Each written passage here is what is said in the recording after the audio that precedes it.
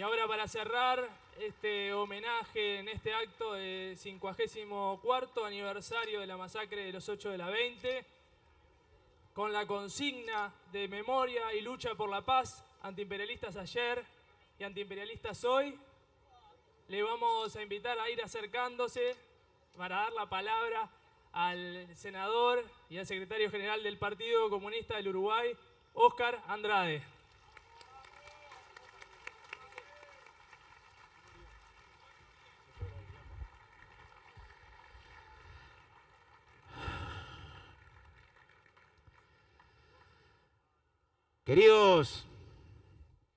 Queridos compañeras, queridas compañeras, qué acto tan conmovedor. El Der Câmara, un arzobispo brasilero preso en dictadura, sostenía que caminar solos es posible, pero que el buen andariego sabe que el mejor camino es el de la vida y ese requiere de compañeros.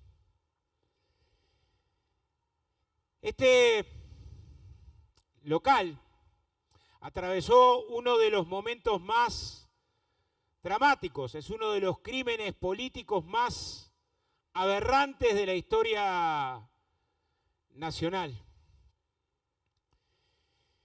Y en medio de la congoja y del dolor y de las provocaciones y de las infamias y de las mentiras, no estuvimos solos. Nos acompañó en el dolor Monseñor Partelli. Rezó por nuestros compañeros. Nos acompañó en el dolor la CNT, estuvo el Pepe de Lía, estuvo Liber. Nos acompañaron en el dolor otros partidos políticos. Hubo un mensaje del Toba Gutiérrez Ruiz, la FEU. Qué bueno que 54 años después, cuando seguimos porfiando a la memoria, nos estén acompañando hoy, nos sientamos tan rodeados.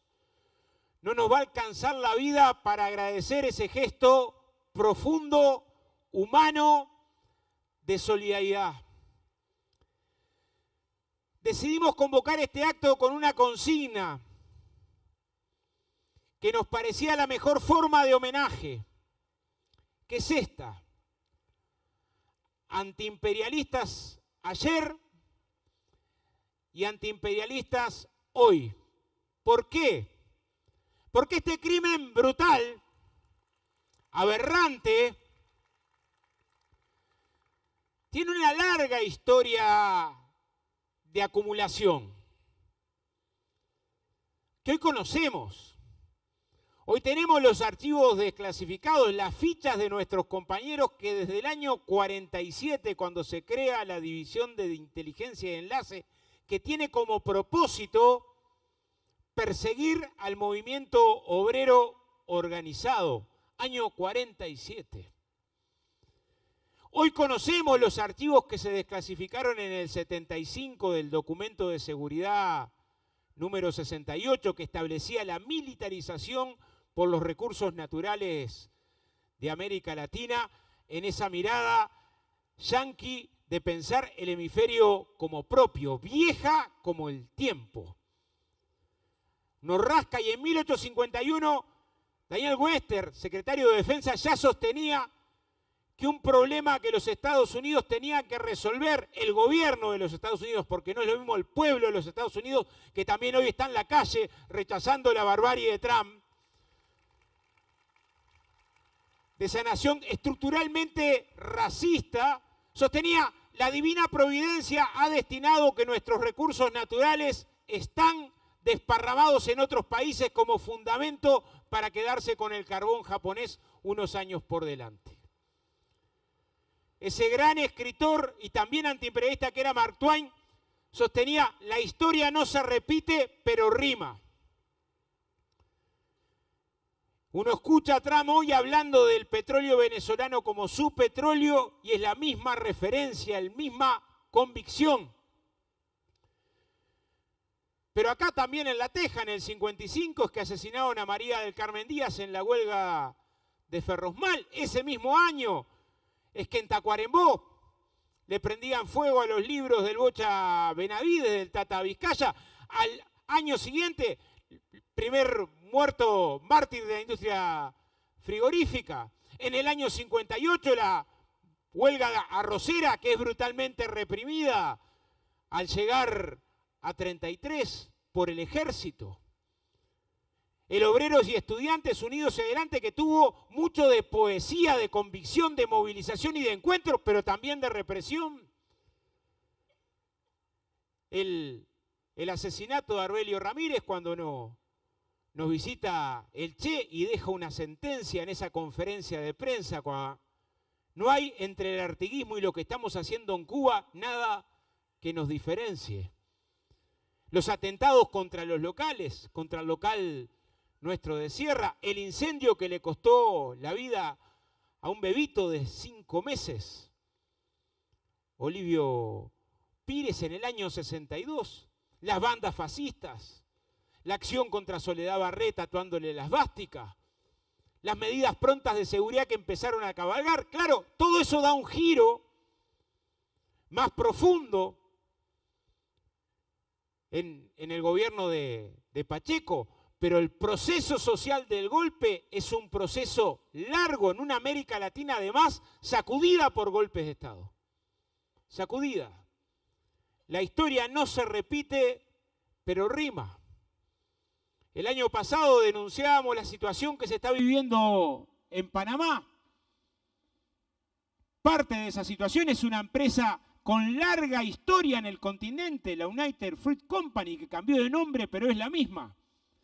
Y es la misma que hace casi 100 años provocaba una de las masacres más brutales en Colombia con el asesinato de 2.000 trabajadores de las plantaciones de Colombia en el 28.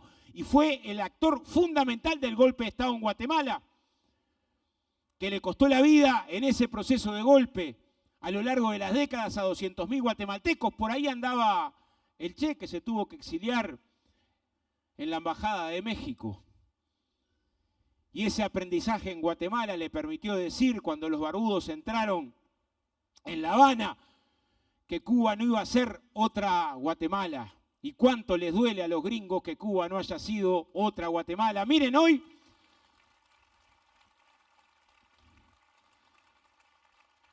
Hoy 17 de abril es también aniversario de la invasión a Bahía Cochinos, que Cuba resistió, porque no solamente ha sido bloqueada la isla.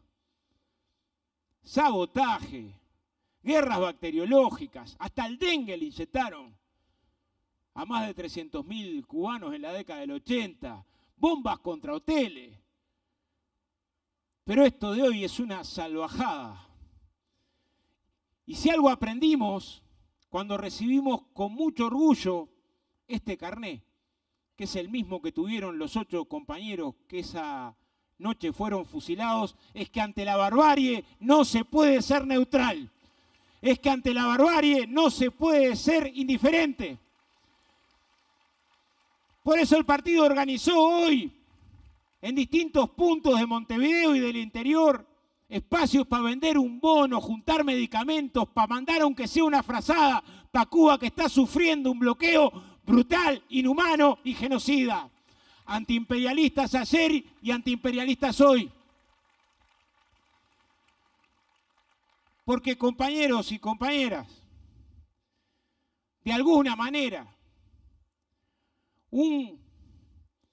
una convicción teórica,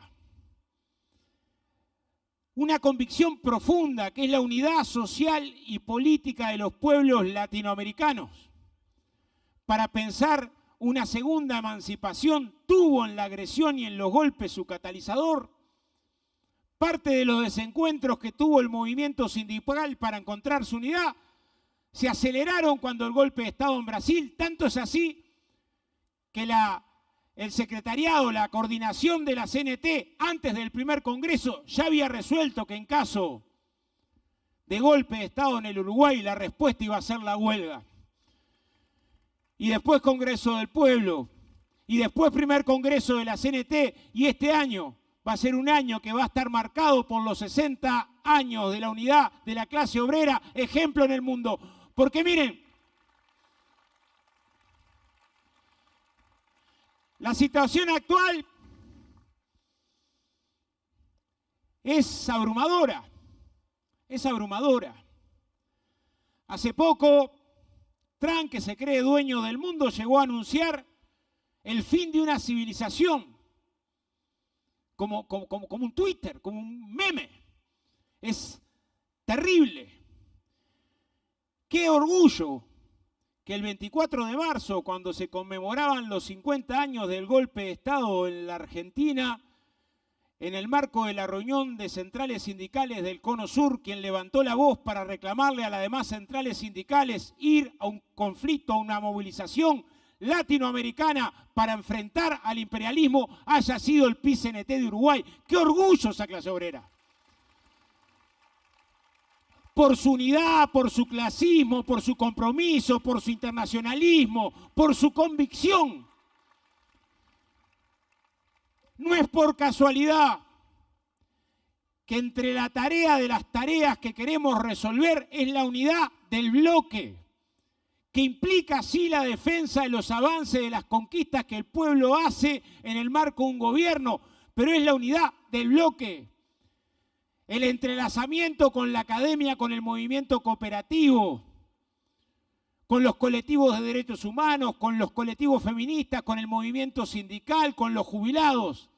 Es pensar que un proceso de transformación popular no lo es solo por los contenidos que nos importan, también por la forma en la que se organiza, y ese desafío de la democracia avanzada tiene en este partido un compromiso profundo, hondo, antiimperialistas ayer y antiimperialistas hoy.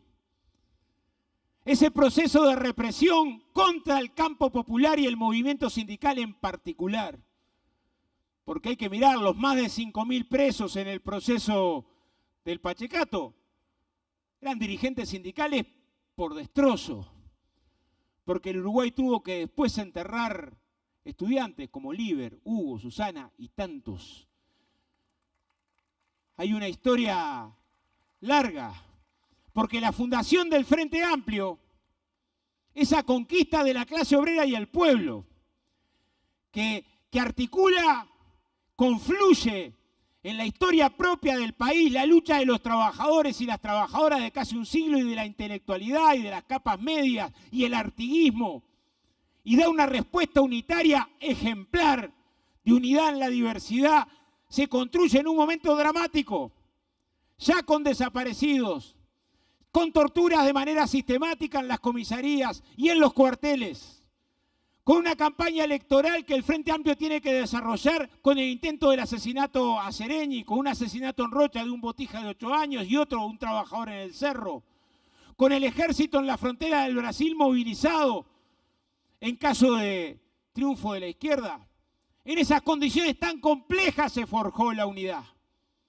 Y fueron esas condiciones de forja de la unidad y el triunfo de la unidad popular en Chile que fue desatando una escalada de represión y violencia cada vez más salvaje, cada vez más decidida. Los compañeros, las compañeras decían recién, el 13 de abril había existido un paro general, el más grande que se había conocido hasta ese momento. El 14 de abril, en medio de atentados en la mañana y respuesta brutal en la tarde, se vota esa aberración constitucional que fue el estado de guerra interno.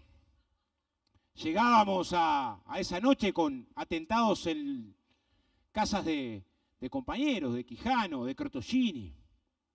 El clima espeso. Mientras se votaba el estado de guerra interno, la provocación, el ensayo general de muchos de los que participaron en el horror del seccional fue en el local del partido en Sierra, un activo con cientos de compañeros y compañeras de la Juventud Comunista que se frena a partir de la participación del TOBA, de Heime, de Arismendi, de Turiansky. legisladores que fueron a frenar la barbarie esa noche. Mendiola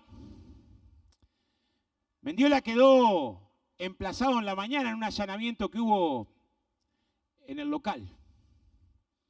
Y voy a volver a esto porque parte de lo que conmueve de esa noche es que a Mendiola los compañeros de La Teja decidieron no dejarlo solo.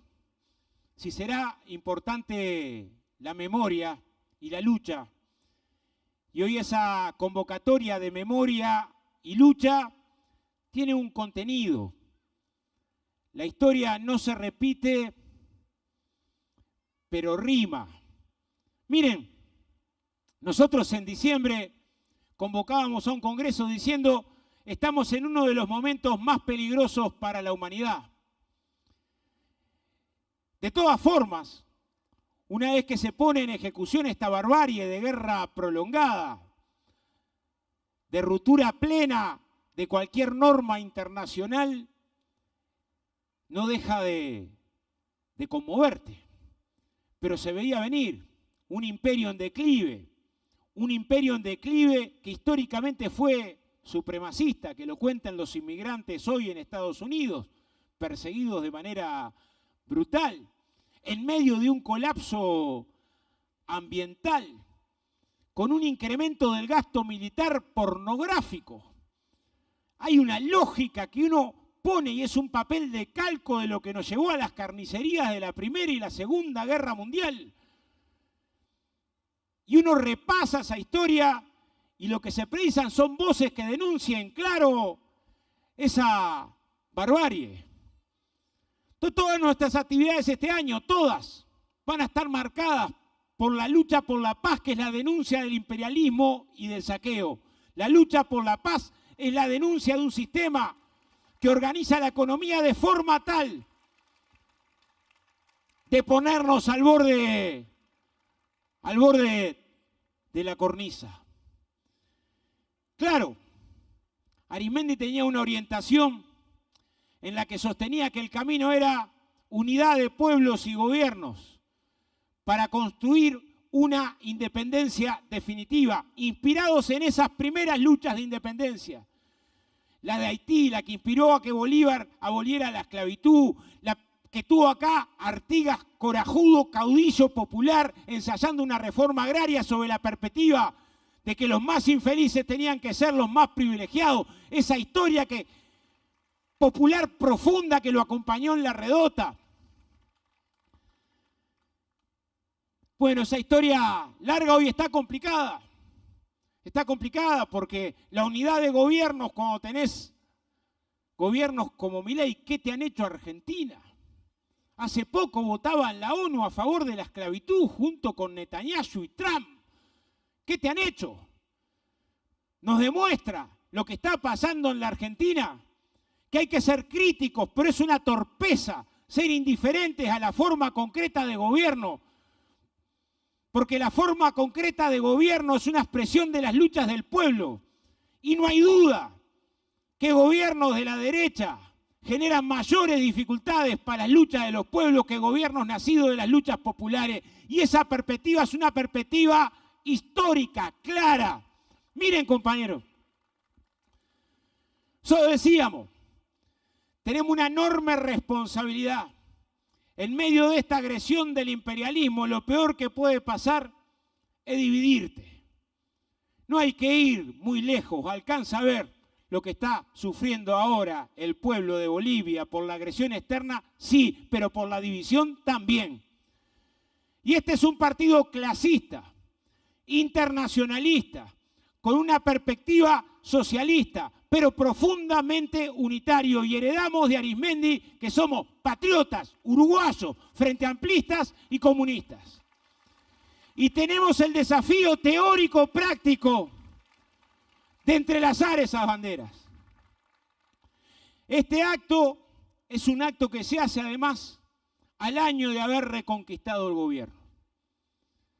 Y los compañeros y las compañeras saben lo que nos costó haber perdido el gobierno primero y saben lo que nos costó después reconquistar el gobierno. Y tenemos ahí un balance para hacer. Para hacer en los actos sí, pero hacer capilarmente. Miren, el modelo anterior lo identificamos como un modelo de la desigualdad. Es bastante más que un adjetivo. Hay que ver cómo le fue a los uruguayos más pobres. Terminaron siendo más pobres.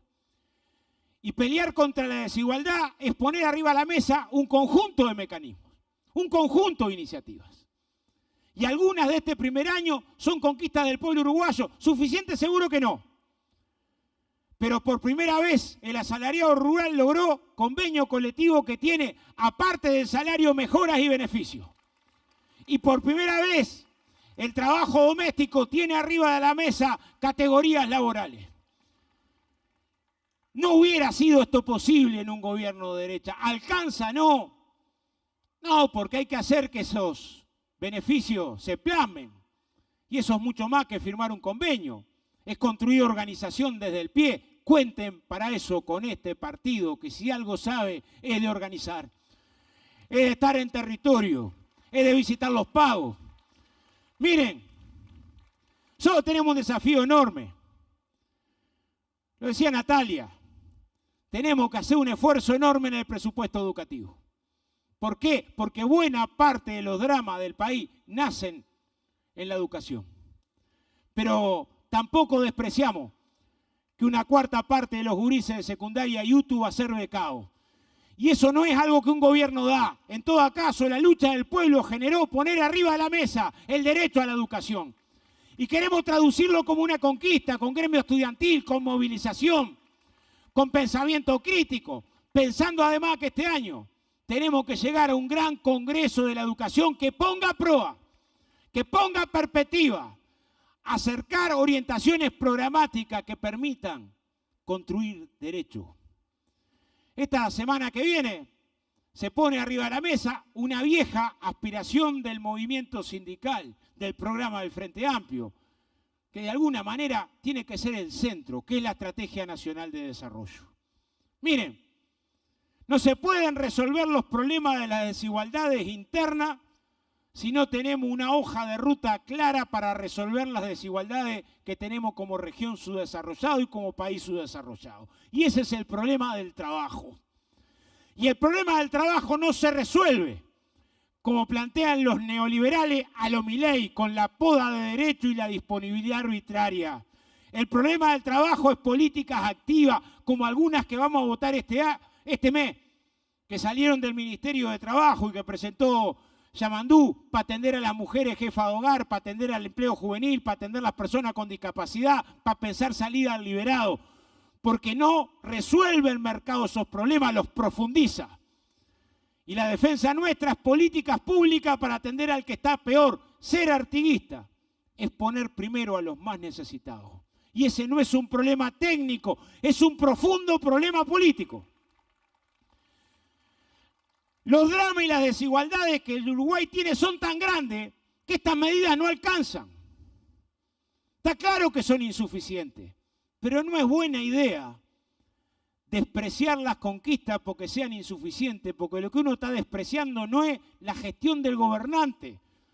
Lo que está despreciando es la lucha del pueblo que logró un cambio de correlación, porque miren, hubo incremento de inversión pública este presupuesto. Nosotros dijimos insuficiente, tendría que ser mayor, pero sí hubo impuestos a las multinacionales, impuestos a los capitales en el exterior. Fue porque hay gobierno del Frente Amplio, porque no hubo ni un voto del Partido Nacional y del Partido Colorado para esas reformas tributarias. No le regalemos ese terreno. No nos hace más de izquierda regalarles ese terreno.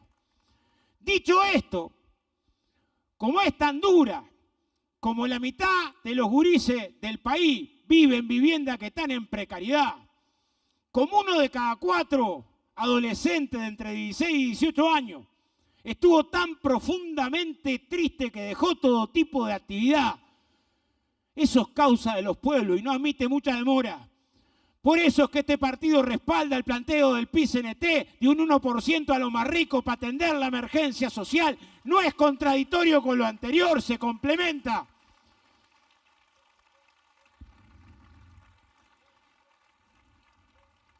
Y nos parece una muy buena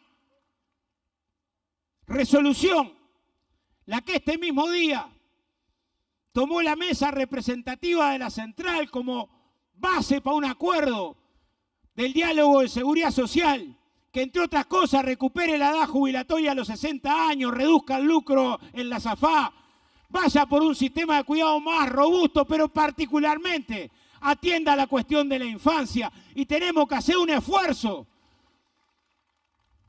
Yo entiendo que uno está en el gobierno y se dice el gobierno para todos, pero particularmente con los oprimidos, nuestro compromiso está ahí porque somos una fuerza antioligárquica y antiimperialista por definición y por principio.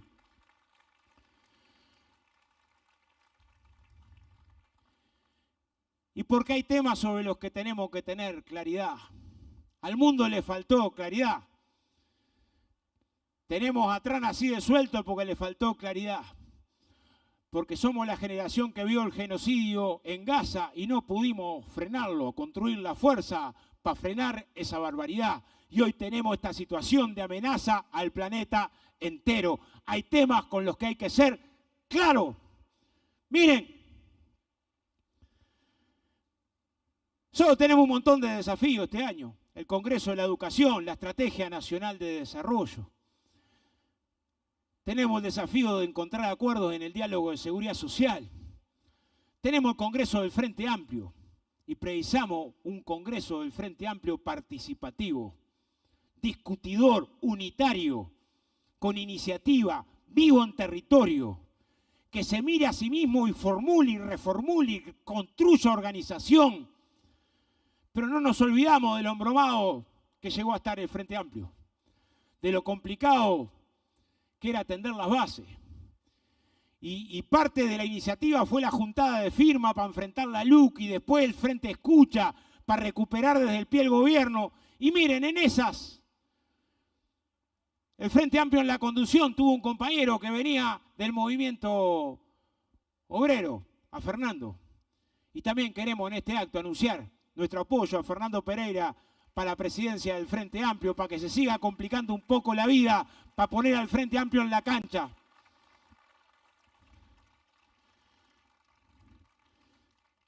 Este es un momento para no pasar desapercibido. Es un momento para ser claro. Ante la barbarie hay que ser claro. Este es un partido de larga historia. Miren, en agosto se va a cumplir el centenario del primer mártir del Partido Comunista, Eustaquio Mato, asesinado en una huelga de las canteras en Carmelo. 100 años de historia, de lucha, de movilización. La historia nuestra nos compromete. Este es el partido que muchos de sus compañeros fueron a pelear por la República Española. Algunos murieron en el Ebro. El Vasco Lazárraga, que era diputado, estuvo en España enfrentando al fascismo cuando una parte de Europa decidió mirar para otro lado. Es un partido internacionalista. Es el partido del meme al tesor, de Alpuín. Es de los que estuvo en Angola. Hay una historia larga que compromete de solidaridad, de clasismo. Hoy decía Galeano que recordar es volver a pasar por el corazón. Queremos volver a pasar por el corazón esa jornada trágica. Decíamos, Mendiola había quedado. A Mendiola lo quería todo el mundo, era de Casupá. Decían que no había con qué darle en la venta del periódico. Esa práctica de llevar la prensa a la puerta de la fábrica, el oeste de Montevideo, el oeste fabril de aquellos tiempos. Y la orientación partidaria era no ir a los locales, pero si la cosa estaba brava, si había habido atentado, puñado de compañeros decidió no dejar solo a Mendiola, el Vintén Rodríguez, el peluquero Fernández, Machadito y Cervelli eran de Nervión, metalúrgicos. Qué historia la de la UNRWA, qué historia cargada de gloria, de heroísmo. Y vinieron esa noche y Gonzalo era el panadero de Pueblo Victoria. Estando entre la barca y los tendillos, los que son del palo saben de qué estoy hablando, desde los 9 años.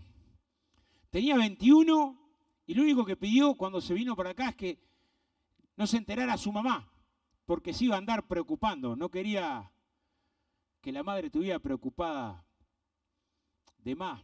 López, además, verdurero, había jugado en Liverpool. Justo Sena era de Rocha. Y bueno, tenía como 1000 oficios, pero también era gráfico. El Pulpita Gancio era de los trabajadores más calificados de Codarbi, del vidrio. Su hija, el día de hoy también es el día en homenaje al Pulpa del trabajador del vidrio. A mí me tocó firmar ese convenio que establecía para los trabajadores del vidrio ese reconocimiento. Y tuvimos en la casa que lleva el nombre del Pulpa, local histórico, donde la central declaró la huelga general a la dictadura y declaró llevar adelante esa consigna tan bella, tan maravillosa, tan profunda de no darle un minuto de tregua a la dictadura. Y vaya si la historia posterior del terrorismo de Estado tuvo enfrente a un partido que fue el Partido de la Resistencia, que no le dio un minuto de tregua a la dictadura en las condiciones más espantosas de represión. Miren, se vinieron esa noche. Es más, Machadito que murió hace no tanto, Machadito, con una bala en la cabeza, en el cráneo, que tuvo hasta el día de su muerte. Había sacado unos pesos a la lotería. Algunos después dijeron que la lotería la sacó de que quedó vivo después del balazo. Y vinieron a cuidar el local, porque había muchos atentados contra los locales. Y acá hay muchos compañeros del Frente Amplio, vecinos del barrio, de organizaciones sociales, y también una cantidad de camaradas. Y los comunistas tenemos un amor por nuestros locales enorme, porque una parte enorme de nuestra vida pasa ahí, en los locales, donde ponemos pensamiento, estrategia, idea, fraternidad, organización colectiva, donde de alguna manera nos forjamos en esta larga historia del Partido Comunista. La masacre fue un espanto, un espanto. En esta misma calle, algunos de los compañeros lo dejaron desangrando durante horas. El Pulpa Gancio pidiendo por su hija pequeña, no me dejen morir. También Abreu, en la misma condición. También Justo Sena. Hay que ver las ambulancias, la calle cortada y los compañeros desangrados hasta dejarlos morir. Otros los habían ejecutado. Machadito salvó de milagro y 2 que se rescataron en la azotea. La versión de las Fuerzas Armadas es una salvajada. Una salvajada. Mintieron como mintieron toda la vida. Pero la verdad es porfiada y la memoria es porfiada. Y por suerte, además, tenés médicos del tamaño de Huito Rodríguez, que hizo la autopsia histórica y que demostró que la bala que mató a Busconi fue la misma que mató a los compañeros hace 20 y pocos años atrás. Este crimen horrendo, además, quedó impune. La causa se archivó. Lo que no puede quedar nunca es sin reclamo de verdad, de memoria, de justicia. Lo que no puede haber nunca es olvido, compañeros y compañeras, porque de alguna manera nos mandata esa historia de trabajadores, de frente amplistas, de militantes sindicales, de gente de pueblo que fue asesinada y fue un preanuncio de lo que vendría después. Es más, al mes estaban asesinando a Batalla en 33, un albañil del Partido Demócrata Cristiano, en esa lógica brutal, y estamos hablando un año antes del golpe de Estado, que ensayaría después el terrorismo de Estado y el horror. Esa noche los camaradas decidieron no dejar solo a Mendiola. Y bueno, en este acto, queridos compañeros, queridas compañeras, también venimos a reclamar que no vamos a dejar solo a Mendiola. No lo vamos a dejar en cada marcha, en cada lucha, en cada acto antiimperialista. Cada vez que levantemos las banderas en solidaridad con Cuba, cada vez que levantemos las banderas contra el genocidio en Gaza, cada vez que reclamemos por la justicia social, cada 20 de mayo que marchemos con los rostros que nos acompañan, que de alguna manera nos identifican, en cada comité de base que abramos para forjar desde ahí la respuesta popular, organizada, artiguista y unitaria. No estaremos dejando solo a Mendiola, a levantar bien alto esa bandera, compañeros y compañeras. Honor y gloria a Gancio, honor y gloria a Sena, honor y gloria a González, honor y gloria a Fernández, honor y gloria a Cervelli, honor y gloria a Abreu y honor y gloria a Mendiola, honor y gloria a los mártires de la 20 que los llevamos en el corazón. ¡Salud, camaradas!